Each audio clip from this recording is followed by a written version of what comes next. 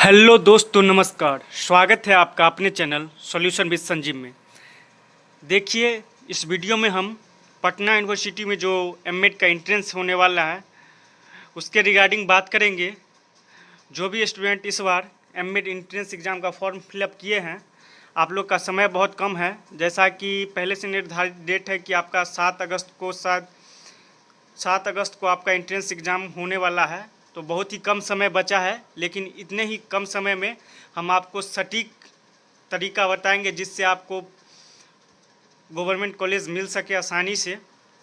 तो क्या पढ़ना है, ये 5-6 दिन में एकदम सटीक हम आपको बता रहे हैं। ये पढ़ के जाइएगा और लगभग 100% गारंटी लेते हैं कि इससे बाहर आपका सिलेबस नहीं। 1-2 क्वेश्चन इधर उधर हो सकता है, लेकिन अगर इतना कवर कर लेंगे, अगर ये टॉपिक आप लास्ट समय में देख के जाए, आपका लगभग सारा क्वेश्चन यहीं से आएगा, इधर उधर एक भी सवाल नहीं जाएगा। तो इसी वीडियो में हम बात करेंगे जो एमएड एंट्रेंस में जो पूछा जाएगा, क्वेश्चन कहाँ कहाँ से पूछा जाएगा, बारीकी से एक एक पॉइंट को ध्यान से देखिएगा। आपका हर एक क्वेश्चन इसी में से रहेगा। आप एक बार इस वीडियो को देख लीजिए, और होगा तो हम बारी बारी से इसके क्लास भी लाएंगे जिसमें बहुत सारे क्वेश्चन को लेके आएंगे, जिससे आपको फ़ायदा मिलेगा। और देखिएगा, सारा क्वेश्चन मेरे ही इस कंटेंट से रहेगा। तो जो भी साथी इस बार एमएड एंट्रेंस पटना का भरे हैं, पटना यूनिवर्सिटी का, उनके लिए ये वीडियो बहुत अच्छा होने वाला है। अगर आप पहली बार हमारे चैनल पे आए हैं तो चैनल को सब्सक्राइब कर लें, क्योंकि एजुकेशनल वीडियोज़ के तहत हम आप तक इन्फॉर्मेशन पहुँचाते हैं।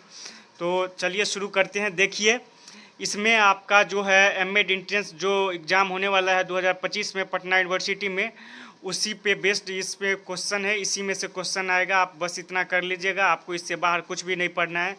देखिए, सबसे पहला आपका टॉपिक है इसमें, पहला मैकाले का विवरण पत्र 1835 में आया था, इसको देख लीजिएगा, आपको इससे क्वेश्चन रहेगा। उसके बाद नेक्स्ट टॉपिक आपका हो गया वुड डिस्पैच का, जो वुड डिस्पैच 1854।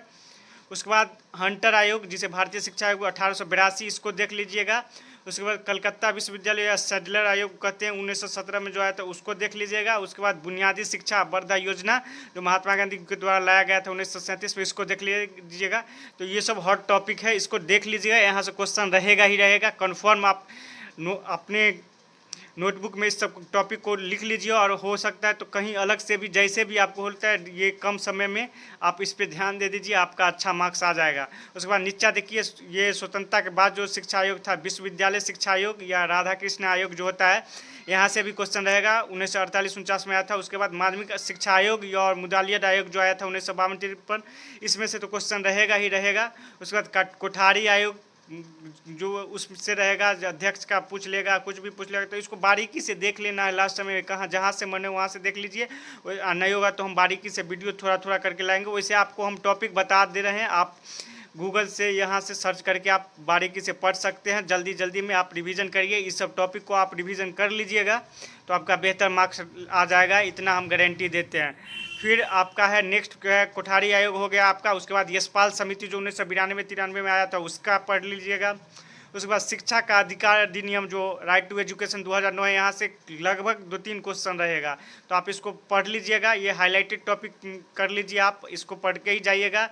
और एनसीएफ जो आपका नेशनल करिकुलम फ्रेमवर्क आया था 1975, 1988, 2000 और 2005, 4 नेशनल करिकुलम फ्रेमवर्क अभी तक आया है, तो चारों को पढ़ लीजिएगा।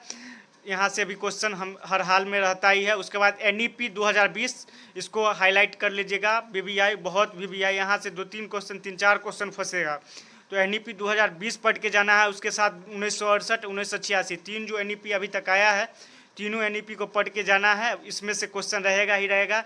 उसके बाद ये इसके कर लेने के बाद इसके बाद इसका टॉपिक आता है वैदिक शिक्षा प्रणाली, पढ़ लीजिएगा।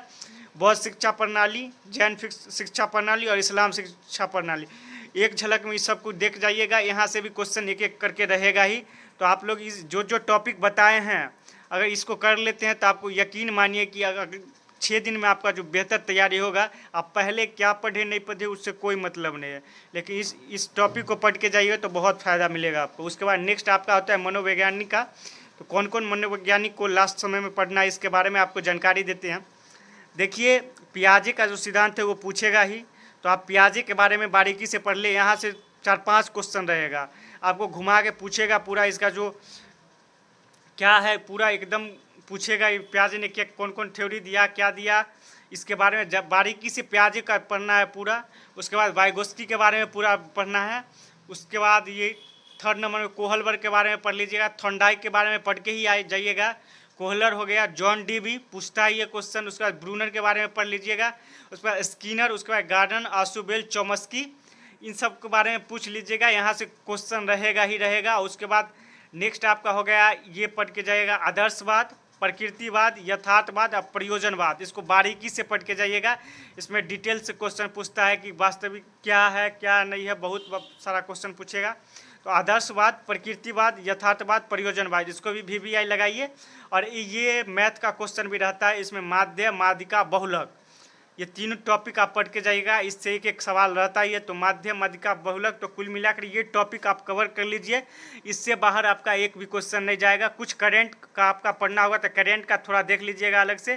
करेंट से कुछ क्वेश्चन रहता है, वो भी शिक्षा से जुड़ा हुआ। और कुल मिलाकर इससे ज़्यादा कुछ नहीं पूछेगा। तो जो भी साथी इस बार एमएड एंट्रेंस एग्जाम का प्रिपरेशन कर रहे हैं, उनके लिए मैं अंतिम समय में बहुत अच्छा कंटेंट निकाल के लाया हूँ। इसको अगर आप पढ़ लेते हैं तो किन्हीं का कोई दिक्कत होगा तो आप कमेंट सेक्शन में ज़रूर पूछिएगा, हम उसका रिप्लाई करेंगे। जहाँ तक होगा आपका हेल्प ज़रूर कर देंगे। तो मिलते हैं नेक्स्ट वीडियो में, तब तक के लिए बहुत बहुत धन्यवाद। जो जो टॉपिक हमने बताया है आप बारीकी से पढ़ लिख के जाइएगा, आपको बहुत फ़ायदा होगा। अभी भी 6 दिन समय है, 6 दिन में आप बहुत कुछ कवर कर सकते हैं और अच्छा परफॉर्मेंस कर सकते हैं।